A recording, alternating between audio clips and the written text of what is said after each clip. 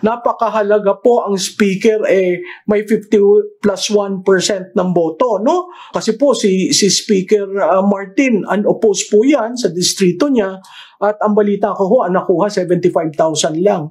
Ilan ba ang botante sa first district, no? So titingnan po natin yan. At nakatulong ba si Speaker Martin Romualdez sa bayan, sa Pilipinas? Ang claim ho niya, nung nag-open itong patapos na 6-day sessions, mabilis silang umaksyon sa agenda ng Pangulo. Alam po nyo, ang Kongreso hindi pabilisan. Ang Kongreso deliberative. Kasi kung mabilis ka nga, tapos mag-aamenda ka, katatapos lang mapirmahan yung hindi pa tuyo ang pirma ng presidente, may problema tayo. Dahil pinapaspasan natin, hindi talaga napapag-usapan ano ba ang problema dito sa legislation na ito.